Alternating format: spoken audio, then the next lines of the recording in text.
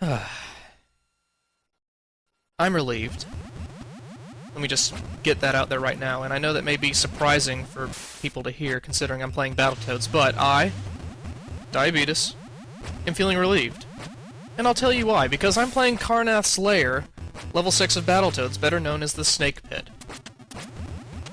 This relief comes from the fact that there are no enemies in this level. There is nothing to cut my chest open with an axe like pigs are wont to do. I'm not gonna get shocked falling down some electric shaft. I'm not gonna fly off my speeder bike because I fell in a pit of balls in a brain! I can have snowballs thrown at me. I'm not going to surf over exploding mines. This level is very zen. Nicolas Cage enjoys playing Battletoads. He enjoys playing Battletoads for a variety of reasons.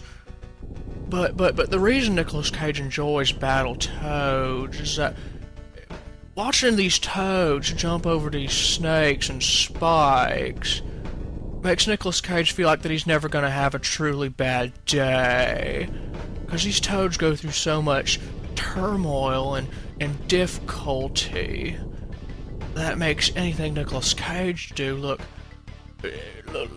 incredibly easy just by comparison. Which is why Nicolas Cage is really excited to hunt for the treasure. But now I'm really tired. That was different. Anyway, the Snake Pit is a nice relief compared to what has happened prior. Of course, that's assuming that you use the warp point that was there just a second ago. The rest of the Snake Pit is a bit of a nightmare. You see, this warp point in this level is one of the most well-known warp points in all of Battletoads history. And of course, in Battletoads history there are 4 warps, but bear with me for a second. That warp is vital because people are smart enough to know that they don't want to play the rest of the Snake Pit level. They're not that stupid, and they're also not stupid enough to want to play Volkmaier's Inferno, which is the level that comes immediately after this if you don't use the warp point. So yeah, you remember when I said that the Snake Pit is incredibly easy and nice relief? Yeah, well, guess what? I'm also fucking full of shit!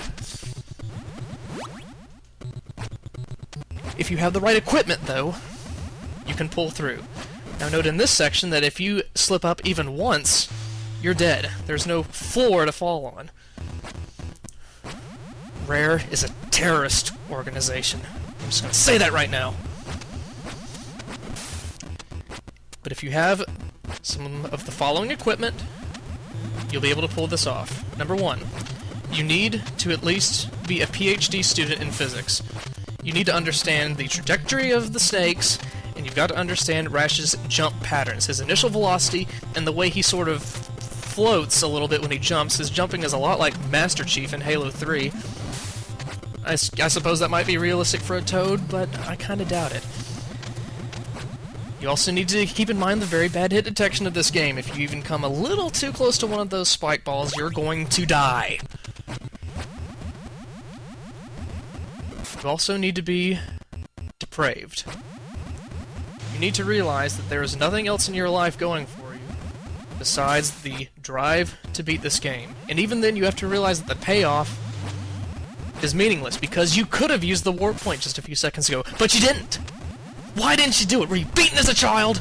Is that what the fucking problem is with you? Is that it? Is that what was wrong this whole time? Was it just love that you needed? Was it love? Is that all you need? Battletoads. Yeah, we're good enough to insult. Thank you. Thank you, your fucking fake majesty. We'll see if I'm alive for the next level.